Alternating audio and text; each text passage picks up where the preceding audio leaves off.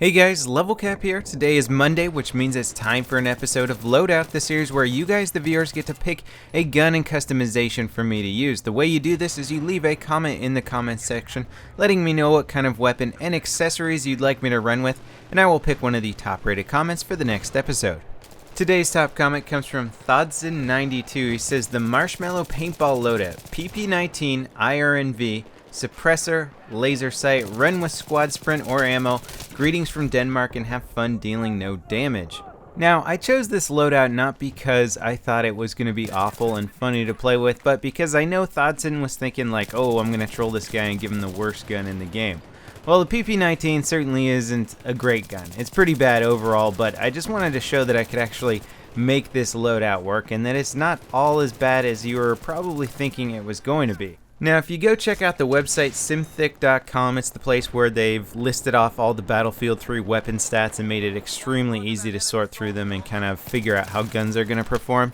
If you look at all the weapons and you sort them by maximum damage, and then you go down to the very bottom of the list, the gun that does the least damage, you will find the PP-19. It does 16.7 damage maximum per shot, and the damage drop off at 40 meters is 12.5 damage minimum. So this thing is just doing so little damage per bullet, it's kind of ridiculous. Now, by applying the suppressor to this weapon, Thodson thought he was going to reduce my damage even further, and in a way he does, because putting a suppressor on here takes that minimum damage drop off and makes it even closer. So it takes that minimum damage and makes it about 35 meters instead of approximately 40 meters where it was before. So now I'm going to be doing even less damage at range. However, something interesting about the PP-19 that not a lot of people know is that the bullet velocity is already 320 meters per second. So when you put the suppressor on here, you don't actually lose any bullet speed. So you're not affecting the travel time that it takes for your bullets to hit your target, which actually can be a very big detriment by applying suppressors on otherwise very high bullet velocity weapons. It does, however, affect your hipfire pretty drastically, and that's something that you definitely need to have going in your favor with this weapon, is you need decent hipfire accuracy. Luckily, the laser sight counterbalances this hipfire negative from the suppressor and sort of brings it back into a decent area. So you can still hipfire with the weapon. In fact, now you have a suppressed hipfiring gun, and it's relatively effective. I recommend aiming for the head though, and if you can't aim for the head, just kind of fire and move and just hope for the best. If any player is on their game and they start shooting before you, you're gonna lose the firefight. Your damage per second with this gun is just so low that it literally gives your opponents like time to react and be like, where am I getting shot from? Oh, that guy over there. I'll start shooting now. Ah, I killed him way before he was able to even take my health down. And so that's kind of the story of the PP-19. You really just have to play defensively as best as possible. Make sure you're firing at your opponents before they're firing at you. Make sure you have the drop on them.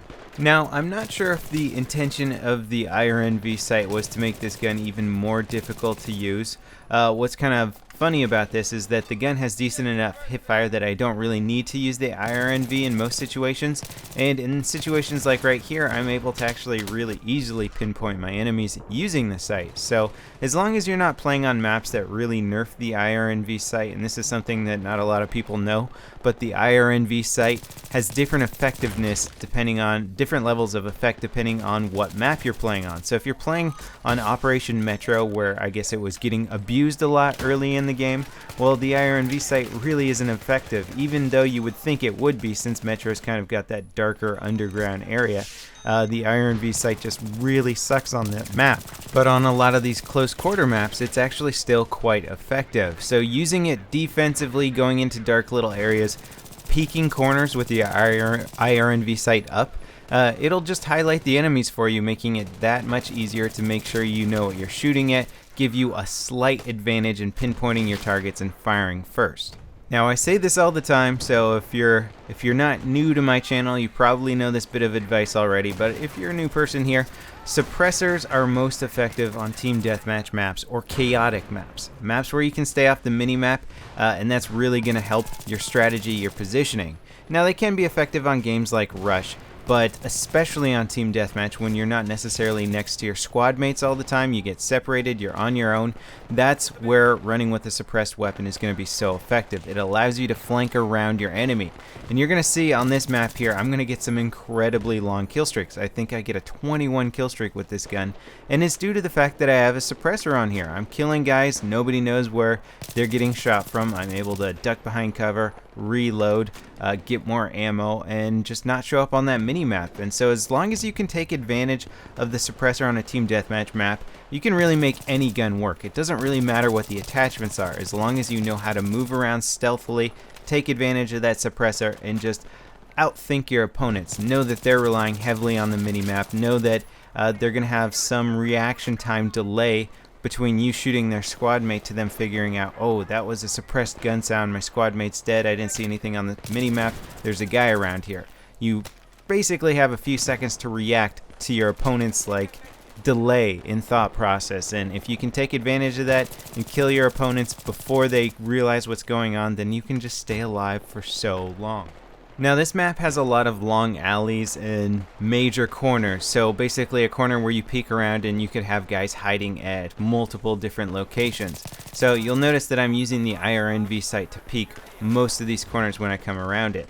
Now here's the 21 kill streak life here, and you'll just notice, I mean, some of it's a little lucky, as are any long kill streaks, but I've managed to flank around behind my opponents, kill those guys, and the guys who are still on this flank here don't really know where their teammates got killed from. They see their teammates are dead, they don't know where the bullets came from. Now I've managed to push up, and I'm going to continue to flank around. See, that guy was still aiming down that hallway there, had no idea what was behind him. These guys completely oblivious. That guy who ran past there doesn't know where his teammate got killed from. So now I get to push up here. I think he just figured it out, but I was still ready for him. And so I just killed all those guys that entire flank there. Sniper had no idea I was that close to him. This guy here is trying to get a back flank on us, but he didn't have the suppressor. So I see him on the mini-map, and it tells me to turn around and watch out for the guy behind me. Now in this situation here, I'm deciding to attack these guys head on because I know they're not expecting to see people this close. That guy goes for the revive because he didn't see me on the mini-map. He figured his teammate got shot from long range. He can get the revive off. Nope, I was way too close. That guy there, again, running into fire. Now my teammates have kind of pushed up, so they're killing my stealth aspect to me, so I gotta be a little bit more careful. It's another thing when using suppressed weapons. Know that if you're next to people not using suppressed weapons, the enemy's gonna be looking in your general direction anyway. So you wanna try and separate yourselves from them, or just be aware that you're probably in a hot location on the map where people are looking for enemies. Now there's a lot of rubble on this map, a lot of good areas for people to hide and blend in with, and they definitely do take advantage of that here. So you'll notice how much I scan with the IRNV sight. I'll be out in these big open areas, switch to IRNV, quickly scan around. If anything is highlighted and pops out, then I can take shots at it. Now I'm kind of running around the map here, being a little bit more careful. I don't see any guys for a little while, and I notice that I'm getting close to the monolith in the center of the map. Now if you're going to approach center areas of the map, make sure you have some sort of tactical advantage, otherwise your life expectancy is not going to be very long. Basically, I know people like to camp up in these buildings. There's tons of little hidey holes, so I'm making sure that my suppressor is going to keep me off that mini-map, and I can try and work the inside very, very carefully. So you only want to pie and peek as much as you can cover, as much as you can maintain a firing lane over. So you notice right there, I just took out like 4 or 5 guys that were guarding the upper areas of here, and they just didn't know where they were getting shot from. Their teammates are getting hit, nothing's popping up on the mini-map. I'm able to take them all out and basically secure the center of the map. So that wraps it up for the PP-19 loadout. I still don't think it's a great weapon, but I just wanted to illustrate the fact that as long as you've got your basic tactics down and you know how to take advantage of suppressors on a team deathmatch map, you can absolutely clean up regardless of what weapon you have. As always, thanks for watching guys, and I'll see you next time. This is LevelCap, signing off.